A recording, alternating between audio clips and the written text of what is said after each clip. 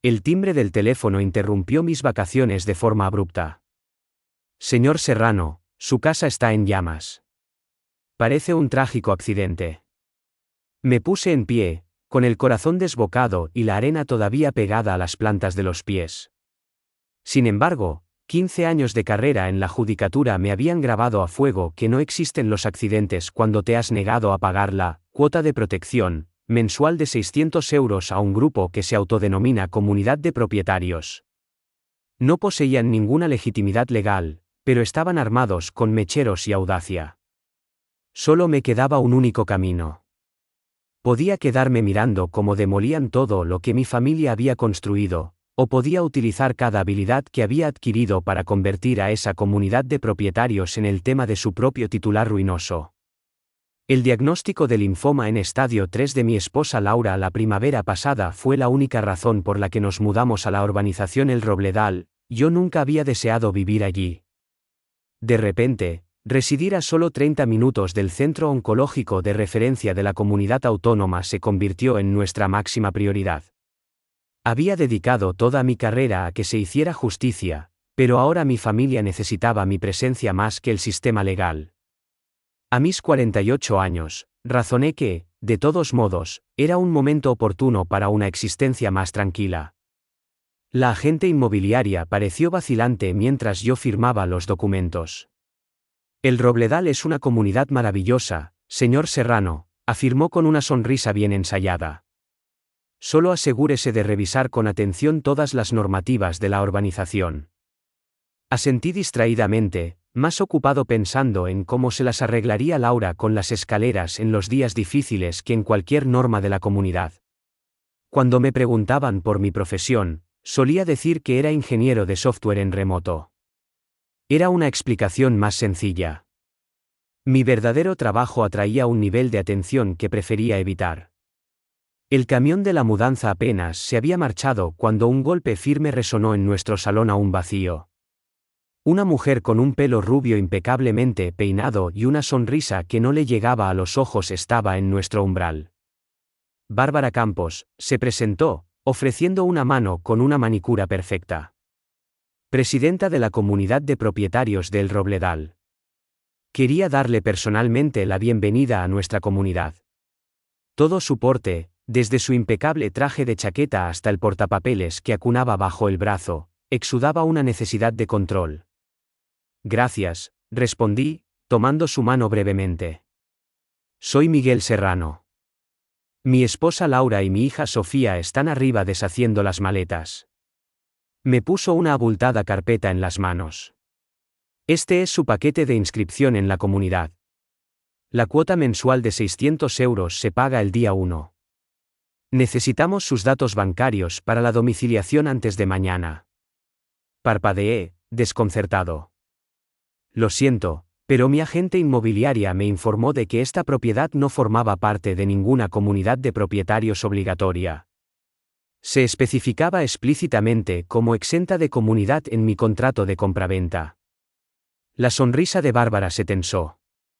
Lamento decirle que su agente estaba mal informada.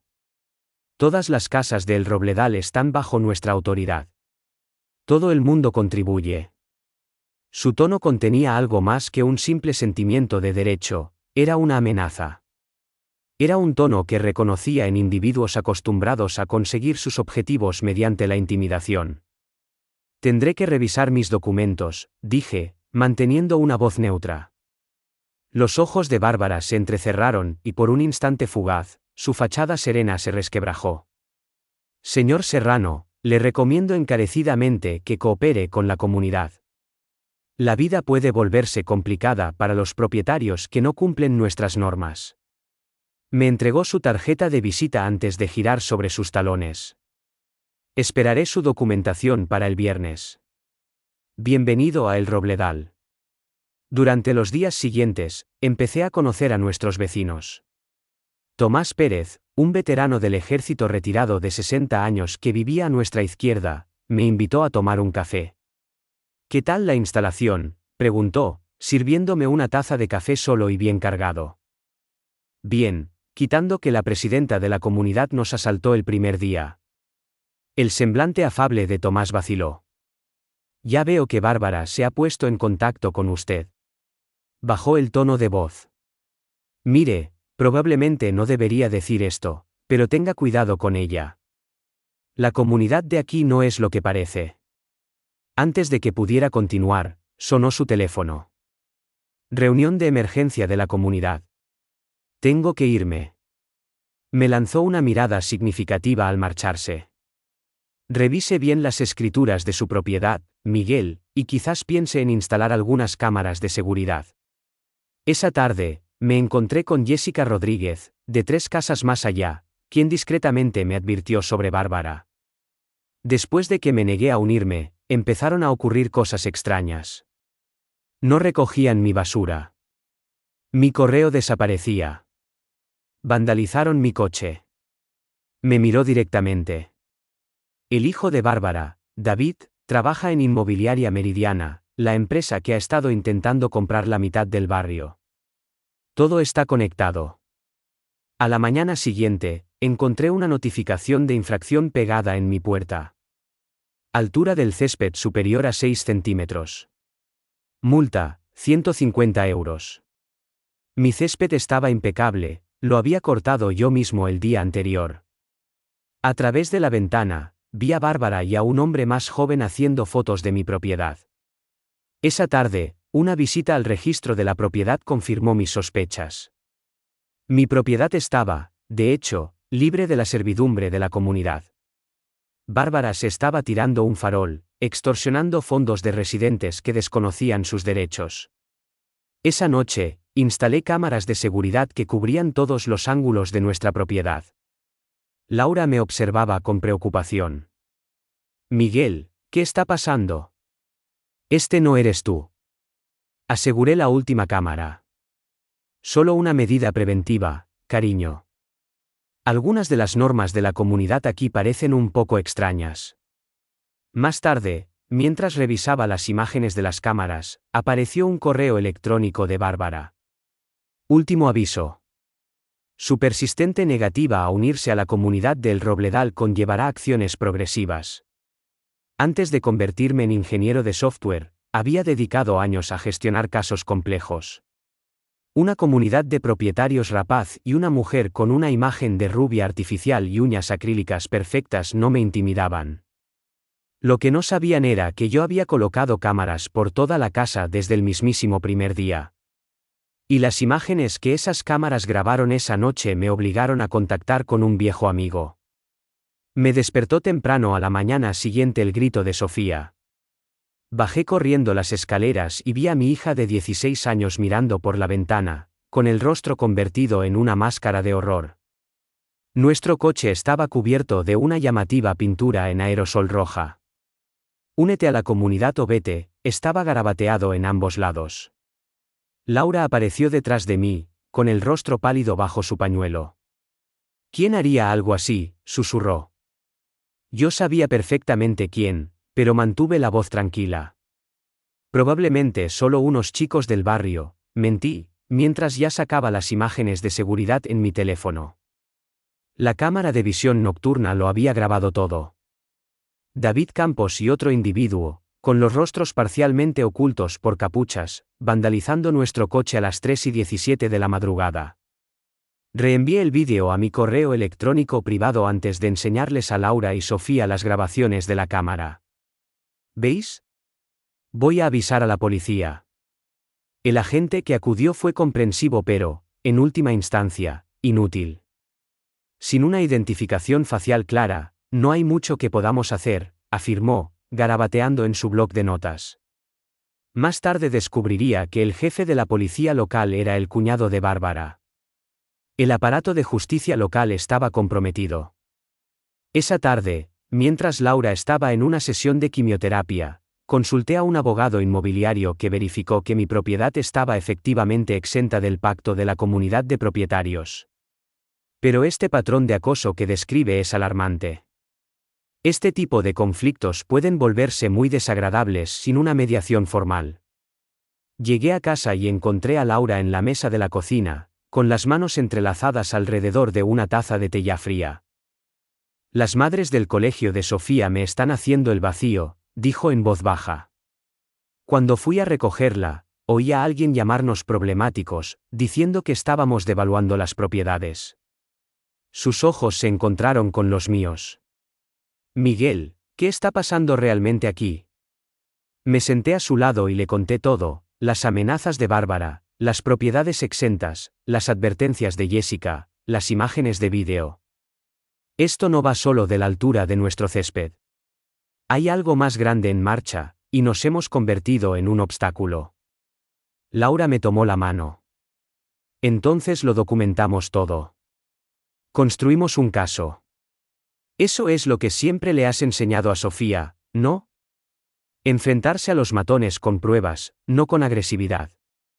Más tarde esa semana, Bárbara convocó una reunión de emergencia de la comunidad. Aunque no era miembro, fui de todos modos, tomando asiento en silencio al fondo. Bárbara se situó en el atril, con voz resonante. Recientemente hemos tenido algunos residentes que han desafiado la autoridad de esta asociación, declaró, sus ojos encontrando los míos. Permítanme ser inequívoca. La comunidad de El Robledal está aquí para proteger el valor de todas nuestras propiedades. Aquellos que subvierten nuestros esfuerzos están subvirtiendo las inversiones de sus vecinos. Un murmullo recorrió la asamblea. Además, he recibido informes sobre un nuevo residente con un pasado potencialmente cuestionable. Se me heló la sangre cuando aludió vagamente a elementos criminales mientras me miraba repetidamente. Estaba insinuando públicamente que yo tenía antecedentes penales. Debemos presentar un frente unido contra las amenazas a nuestra comunidad. Después de la reunión, varios vecinos me evitaron, corriendo hacia sus vehículos. Solo Tomás y Jessica se acercaron. Eso ha sido despreciable, incluso para ella, refunfuñó Tomás. Nunca antes había atacado el carácter de alguien. Jessica asintió, con aspecto ansioso. Es porque posees los documentos que prueban tu exención. Eres una amenaza. Observé a Bárbara departiendo con sus partidarios al otro lado del aparcamiento. Necesito averiguar exactamente qué está planeando. Al día siguiente, recibí una notificación que alegaba que nuestra propiedad incumplía códigos de edificación municipales inexistentes. La carta estaba en lo que parecía papel oficial del ayuntamiento, pero era una falsificación evidente. Más alarmante fue lo que descubrí al examinar los registros de la comunidad: las multas no se ingresaban en un fondo comunitario, sino directamente en la cuenta bancaria personal de Bárbara. Esa noche, Laura estaba llorando en la mesa de la cocina. Han llamado del hospital, dijo. Alguien intentó acceder a mi historial médico, haciéndose pasar por nuestra aseguradora. Alguien estaba hurgando en nuestra información más privada. Más tarde esa noche, revisando las imágenes de seguridad, vi a David y a otros 2 hombres deslizarse en nuestro patio trasero.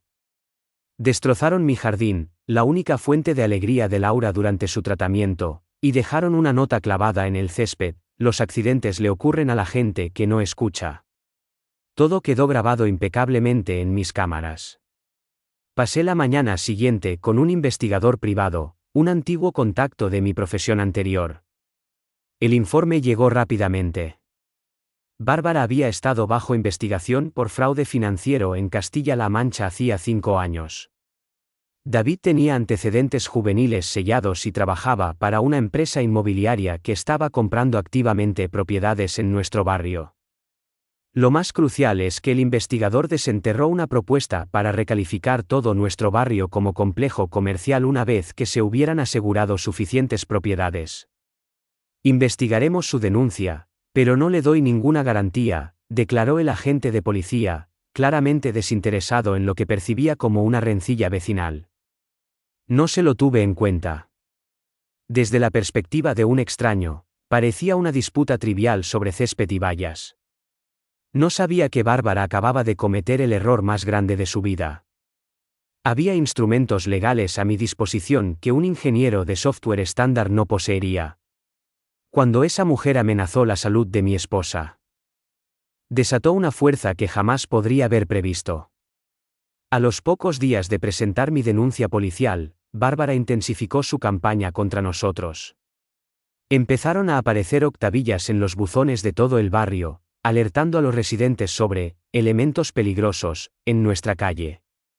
Cada octavilla estaba cuidadosamente redactada para evitar nombrarme directamente. Las leyes sobre difamación seguían siendo una preocupación, después de todo, pero contenían suficientes detalles sobre nuestra casa y nuestro coche para que todos supieran a quién se señalaba. Algunas insinuaban un historial delictivo. Otras sugerían que no se debía confiar en mí cerca de los niños.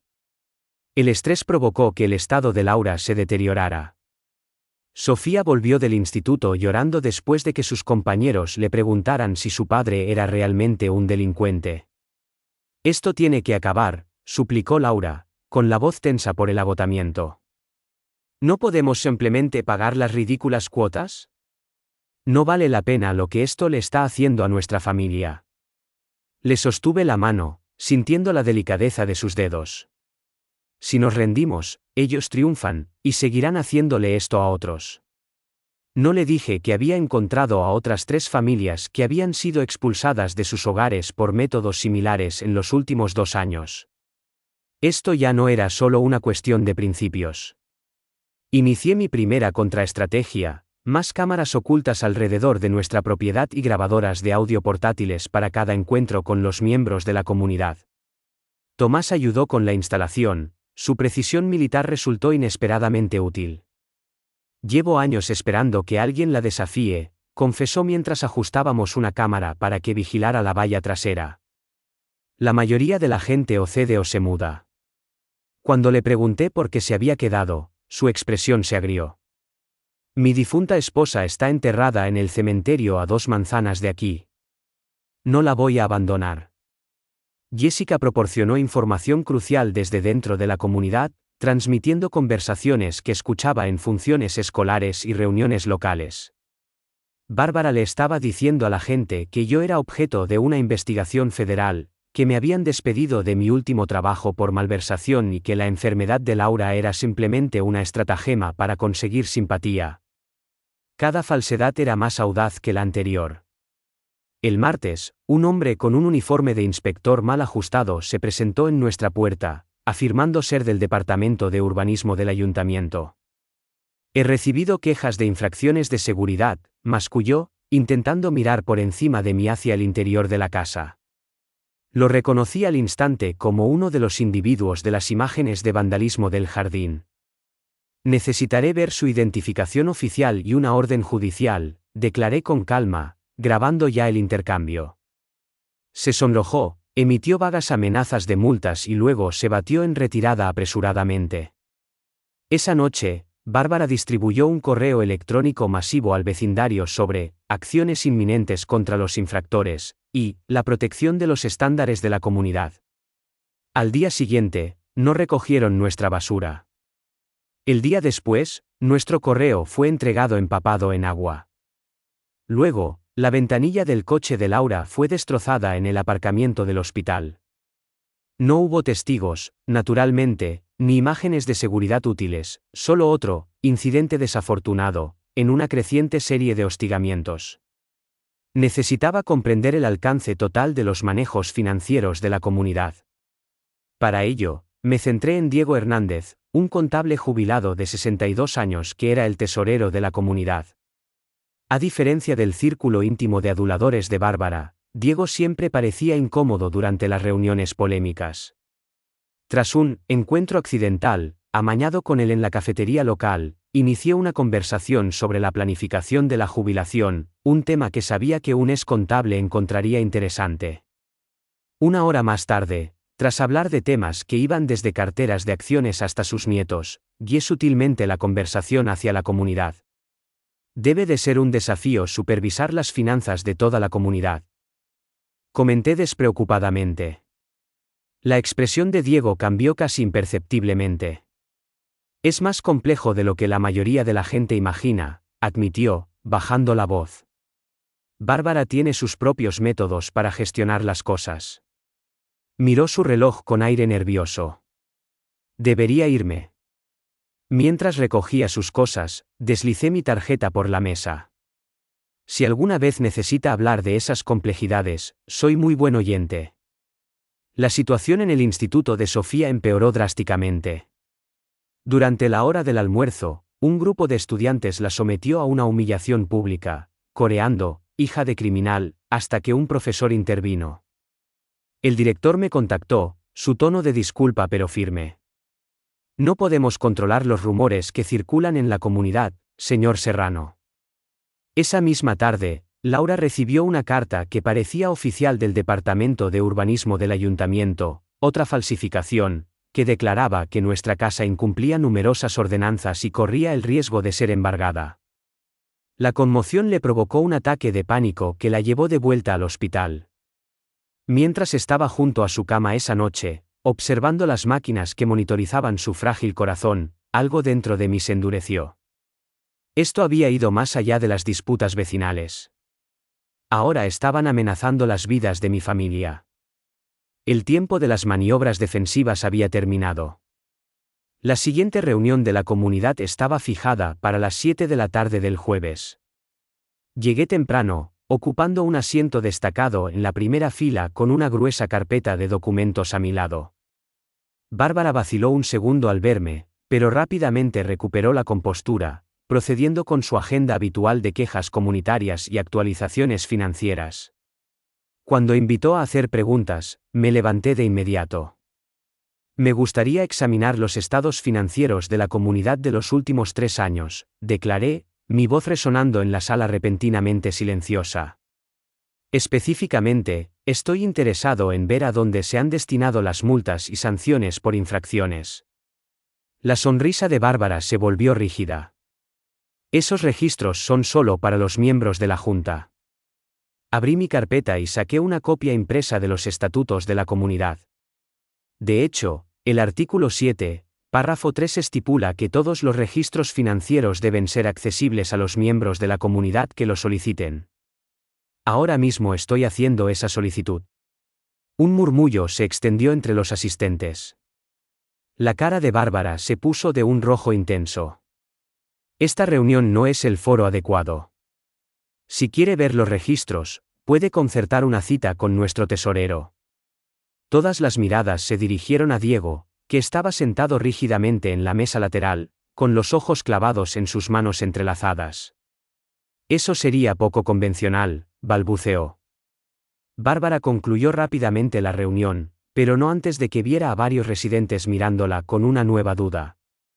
Más tarde esa noche, un golpe en la puerta de mi despacho me hizo dar un respingo. Diego Hernández estaba en mi porche, mirando nerviosamente por encima del hombro. Tenemos que hablar, susurró. Pero no aquí. Tengo copias de los registros financieros de los últimos 5 años. Es mucho peor de lo que imaginas. Me entregó una memoria USB. Bárbara ha estado desviando fondos de la comunidad a sus cuentas personales desde que se convirtió en presidenta. La empresa de David recibe todos los contratos de mantenimiento a precios desorbitados. Han estado utilizando las multas por infracciones para financiar sus adquisiciones inmobiliarias. Tragó con dificultad. Lo sé desde hace meses, pero tenía demasiado miedo para decir algo. Amenazaron el puesto de mi hija en el hospital cuando hice preguntas sobre un gasto el año pasado. La puerta del despacho acababa de cerrarse tras Diego cuando mi teléfono vibró. Era un mensaje de un número desconocido: necesito hablar con usted urgentemente sobre Bárbara. Poseo información que necesita. Miré por la ventana y vi el flash de una cámara desde un coche aparcado al otro lado de la calle. Alguien me estaba observando, pero no sabía que yo tenía una estrategia que años en la judicatura me habían enseñado a ejecutar. Bárbara quería jugar sucio, y eso estaba bien, pero yo sabía cómo usar las reglas para lograr el mejor resultado.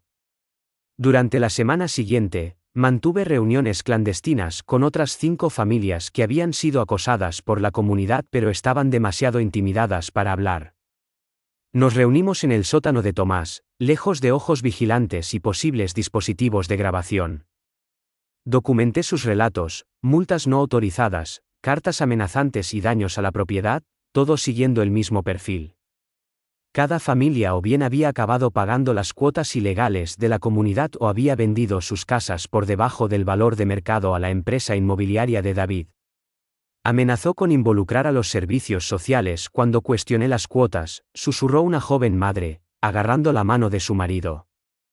Afirmó que habían recibido quejas sobre nuestra crianza. Un hombre mayor asintió con una expresión sombría. Apagaron mi sistema de riego durante la semana más calurosa del verano, destruyendo todo mi jardín, y luego me multaron por descuidar el paisaje. Organicé sus declaraciones, añadiéndolas a mi creciente archivo de pruebas. Mientras tanto, Bárbara y David se dieron cuenta de que los estaba investigando activamente. Sus métodos evolucionaron de la intimidación a medidas más directas. Una noche, un hombre con un uniforme de policía mal montado se presentó en nuestra puerta, afirmando que tenía una orden judicial relacionada con altercados vecinales.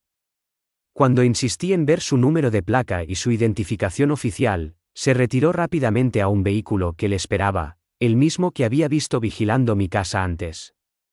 Al día siguiente, nuestra electricidad se cortó misteriosamente, aunque no se reportaron cortes en la zona.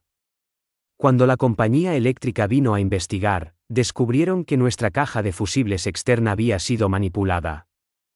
Lo más inquietante fue cuando Bárbara se enfrentó directamente a Laura mientras volvía a casa de una sesión de tratamiento. Su marido se está ganando enemigos muy poderosos, le había dicho Bárbara, situándose incómodamente cerca. Los accidentes ocurren todos los días a las personas que no entienden cuál es su lugar. Necesitaba comprender el alcance total de nuestra situación. Con ese fin, contacté a Cristina Vera, una periodista de investigación del periódico local. Todavía no busco una historia, aclaré durante un café en un restaurante a 30 kilómetros de nuestro barrio. Solo información. Cristina había escrito recientemente una serie sobre corrupción en proyectos de desarrollo en comarcas adyacentes. Inmobiliaria Meridiana, reflexionó, mirando sus notas. Han estado adquiriendo propiedades por toda esta zona. El rumor es que son una tapadera de la promotora Capital Core, que pretende construir un enorme complejo comercial, pero necesitan propiedades colindantes para proceder. Me observó atentamente. Si su relato es exacto, esta presidenta de la comunidad no está simplemente llevando a cabo una red de extorsión a pequeña escala. Está facilitando una adquisición de terrenos multimillonaria. La siguiente pieza del rompecabezas encajó cuando Diego me entregó en secreto copias de dudosas transacciones financieras de la comunidad. Bárbara lleva 2 juegos de contabilidad diferentes, explicó, sus manos temblando mientras me entregaba la memoria USB. La pública refleja los gastos comunitarios estándar. La contabilidad privada muestra a dónde va realmente el dinero. Los registros exponían que más de 1,5 millones de euros en cuotas de propietarios habían sido desviados a cuentas personales y a dudosos pagos de consultoría a empresas fantasma controladas por David. Horas después de que nos reuniéramos, Diego me llamó en estado de pánico. Bárbara sabe que hablé contigo. Vino a mi casa y amenazó con revelar algunos errores que cometí en el pasado. Tengo que dimitir como tesorero. Lo siento. Le aseguré que había hecho lo correcto y me comprometí a protegerlo de cualquier implicación adicional. La trampa se estaba cerrando, pero no lo suficientemente rápido. La situación se convirtió en una crisis cuando recibí una llamada urgente del Instituto de Sofía. Se había desmayado durante su clase de gimnasia. La encontraron inconsciente y pálida. En el hospital, el médico me llevó aparte, con el rostro serio. Hemos detectado trazas de un estimulante en su sistema. No es una sustancia recreativa, sino algo de potencia de prescripción médica. ¿Ha estado tomando alguna medicación? La sangre se me heló en las venas. Sofía no tomaba ninguna medicación. Alguien había drogado intencionadamente a mi hija de 16 años. Con la vacilante aprobación del director del instituto, examiné las imágenes de seguridad de la cafetería de ese día. La grabación era borrosa pero lo suficientemente nítida. Se veía a Brenda Wilson, miembro de la junta de la comunidad y empleada de la cafetería, merodeando cerca de la botella de agua desatendida de Sofía durante la hora del almuerzo. La observé mirar a su alrededor antes de inclinarse sobre la mesa, su mano moviéndose rápidamente sobre la botella. Había llegado a mi límite. Esa noche, me puse en contacto con Jaime Reyes, un antiguo colega de mi época en la judicatura. Necesito un consejo extraoficial, le expliqué, transmitiéndole las pruebas que había recopilado. Las fuerzas del orden locales están comprometidas. Jaime guardó silencio mientras revisaba los archivos, su expresión se volvía más sombría con cada documento. Miguel, esto es más que un simple abuso de la comunidad de propietarios, declaró finalmente. Tienes pruebas de fraude postal, fraude financiero, daños a la propiedad y ahora, la agresión a una menor. Esto requiere una intervención a nivel nacional. Hizo una pausa. Pero necesitarán más de lo que tienes. Necesitarán una prueba definitiva de la intención y la connivencia. Asentí, comprendiendo lo que estaba insinuando sin decirlo directamente. Teníamos que pillarlos en el acto, admitiendo sus delitos. Puedo encargarme de eso, le aseguré. Solo infórmame de lo que se necesita para un caso completamente sólido.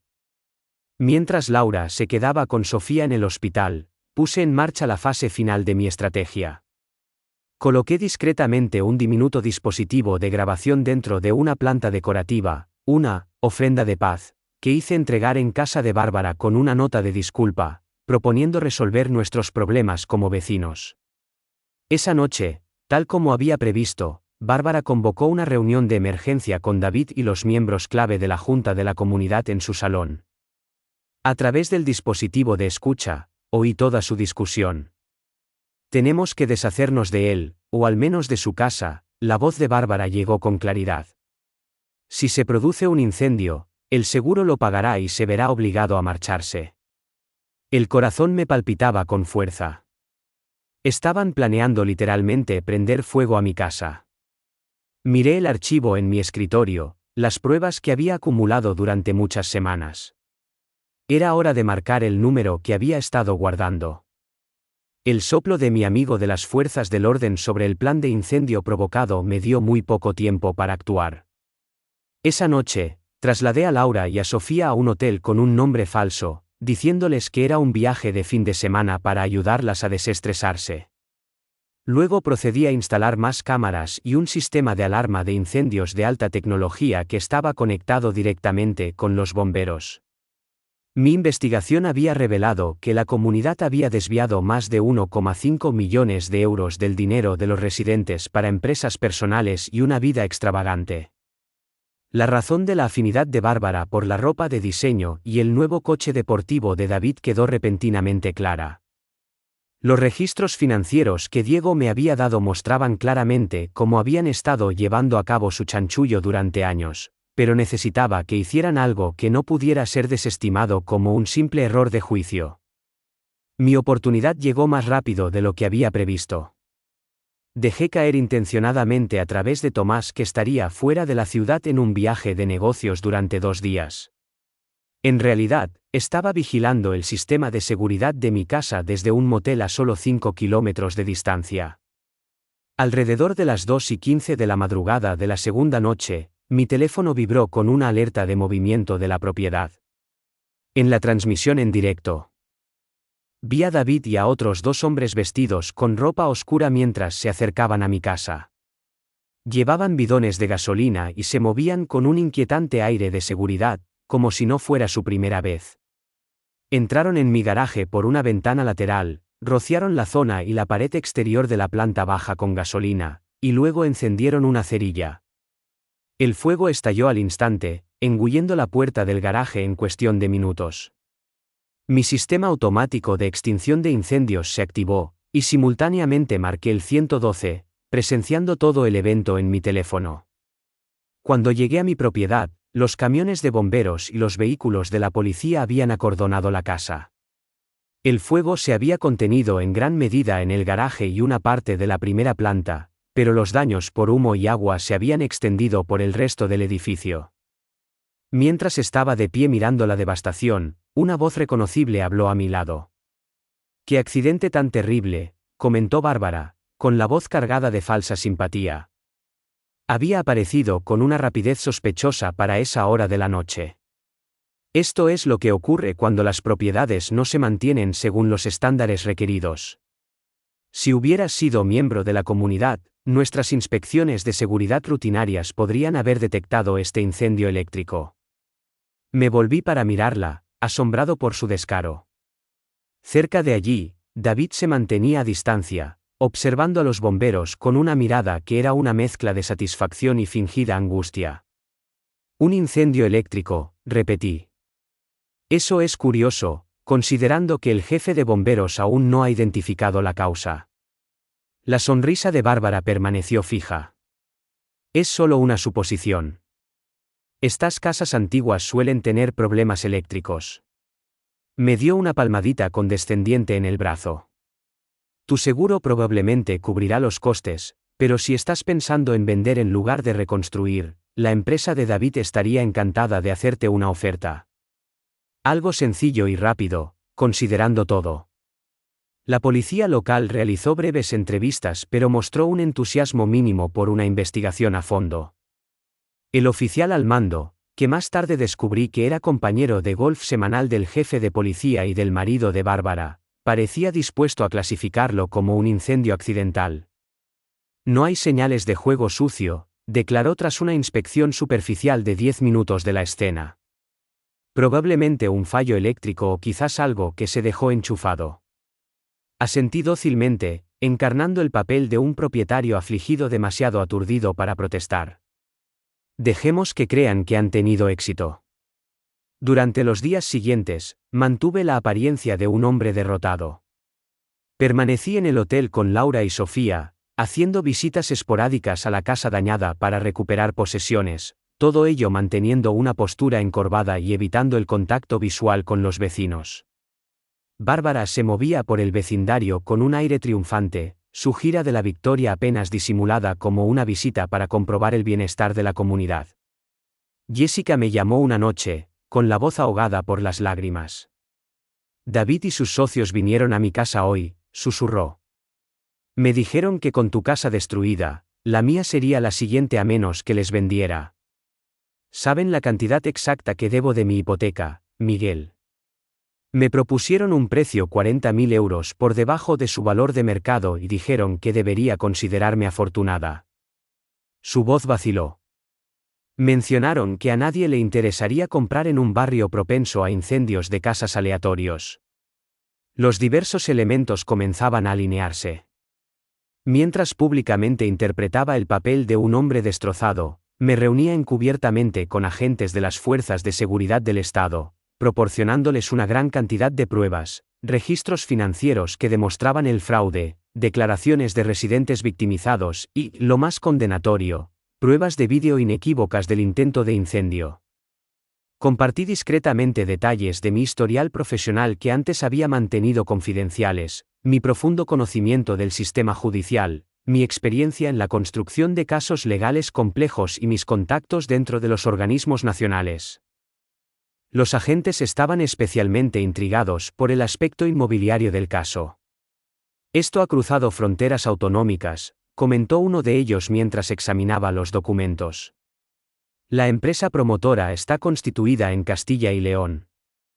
Las propiedades están en la Comunidad de Madrid, y el dinero parece canalizarse a través de cuentas en Aragón y Castilla-La Mancha. Eso nos proporciona la jurisdicción necesaria». La UCO inició una investigación formal pero me aconsejó que fuera paciente.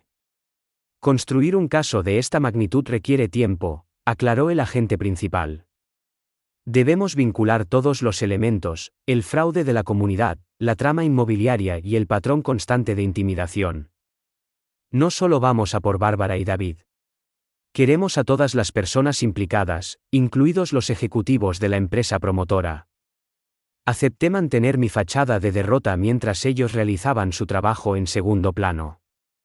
Mientras tanto, Bárbara organizó una reunión de emergencia de la comunidad para discutir el trágico incendio y los continuos problemas de seguridad de la comunidad.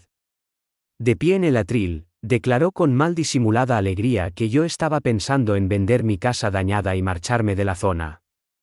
A veces, se necesita un evento significativo para que las personas entiendan que no son adecuadas para una comunidad que defiende nuestros estándares, concluyó, ante los murmullos de asentimiento de sus fieles seguidores. ¿Estás seguro de que desea proceder?, me preguntó el agente. Podrían volverse más agresivos. Miré la fotografía familiar en mi escritorio, Laura en el hospital después de su ataque de pánico, Sofía todavía afectada por el envenenamiento. He dedicado toda mi vida a defender la justicia, declaré, seleccionando mis palabras con cuidado. Y este no es el momento de vacilar.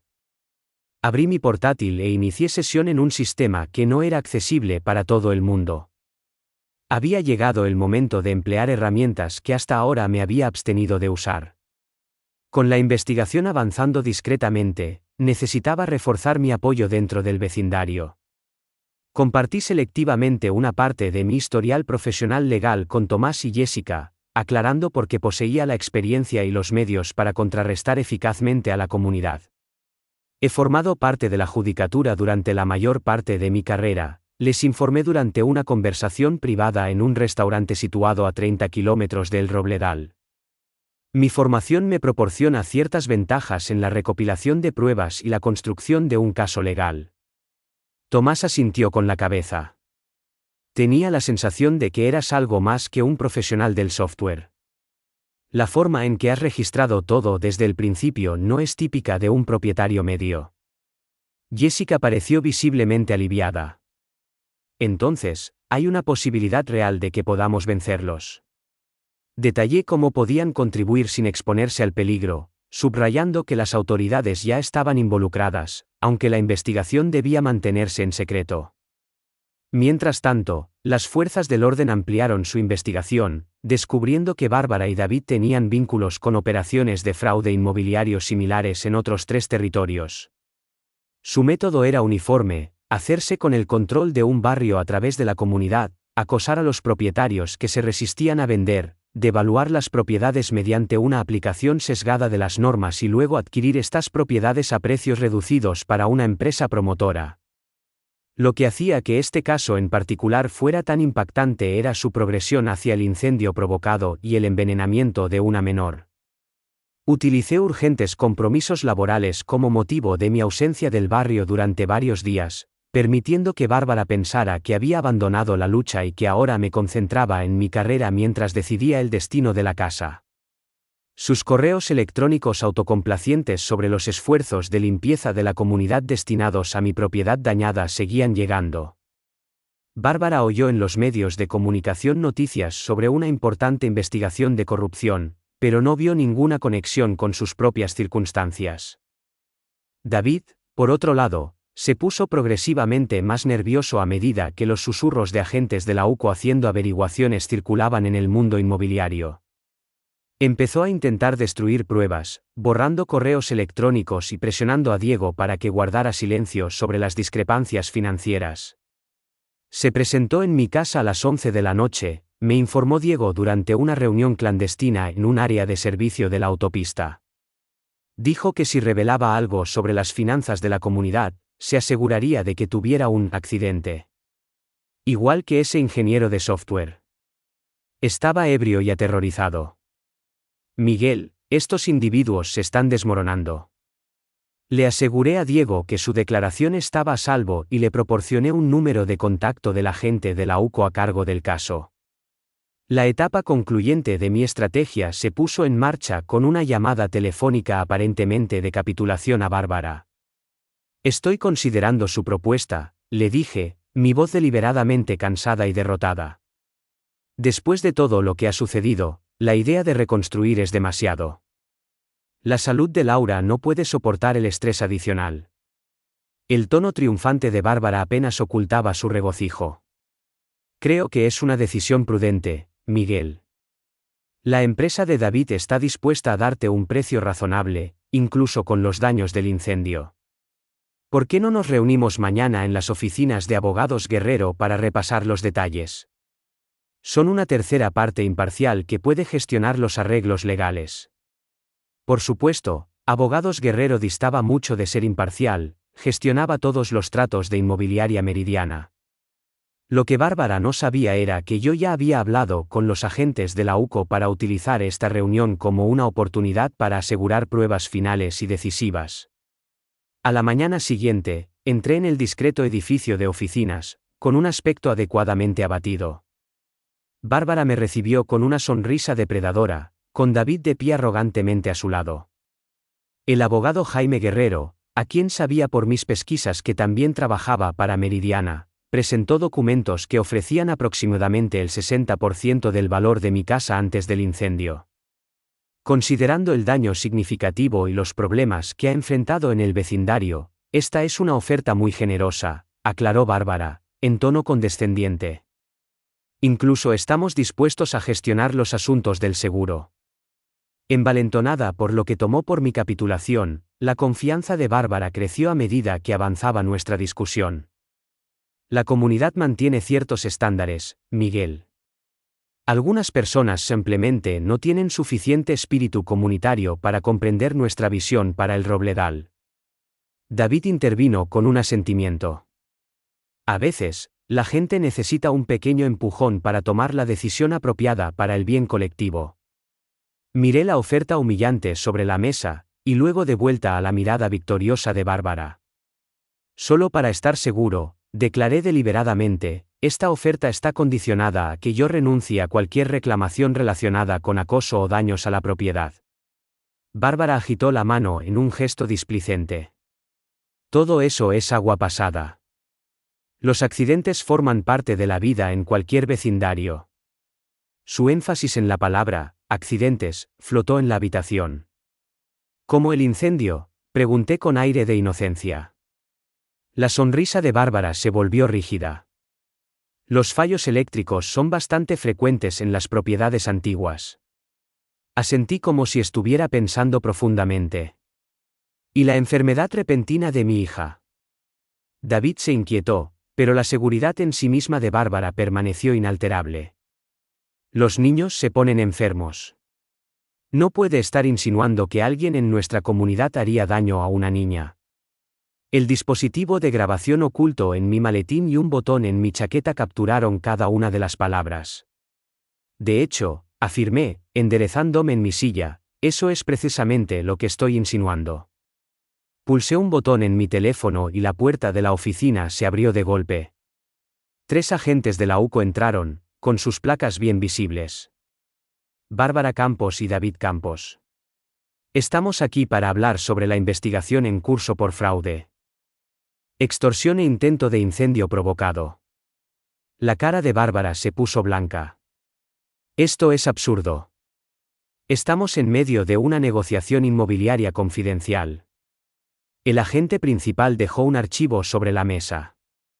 Poseemos pruebas sustanciales de una operación de crimen organizado a gran escala que abarca varios territorios, señora Campos.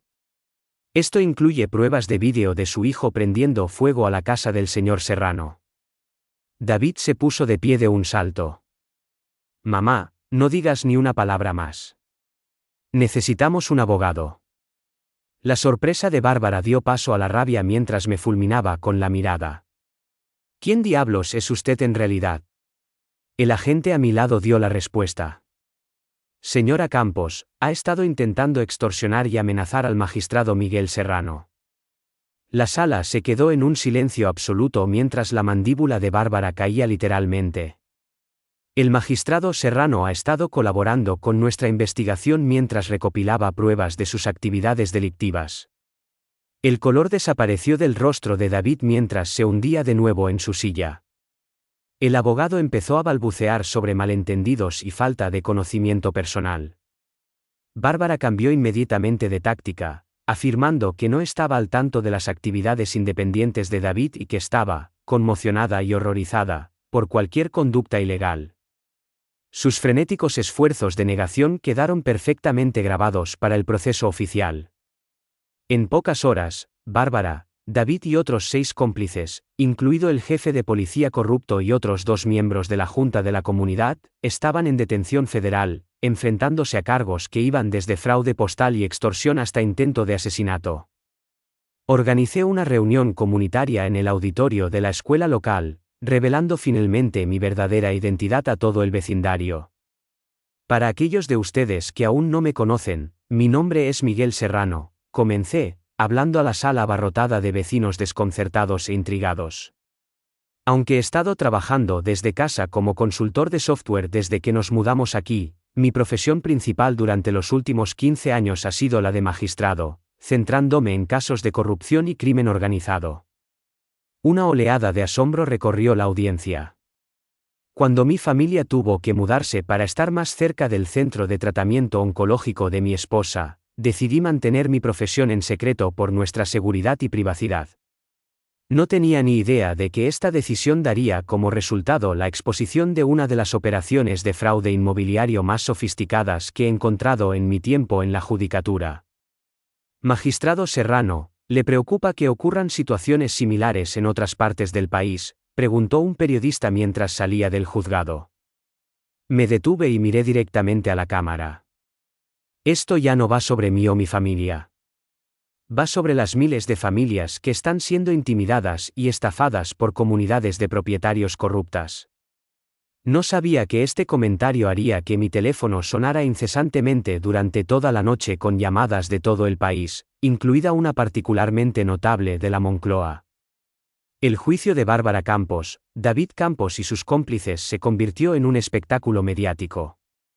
Actuando como víctima y testigo clave en lugar de juez presidente, subí al estrado para relatar los meses de acoso, intimidación y violencia creciente que mi familia había enfrentado. La Fiscalía presentó un caso convincente con una montaña de pruebas, documentos financieros que revelaban millones en fondos de la comunidad robados, grabaciones de vídeo del incendio, declaraciones de numerosos propietarios victimizados y grabaciones de audio de las propias confesiones condenatorias de Bárbara y David. Equipos de noticias nacionales acamparon fuera del juzgado todos los días, elevando lo que podría haber sido un caso de corrupción local a un símbolo nacional de la mala praxis de las comunidades de propietarios.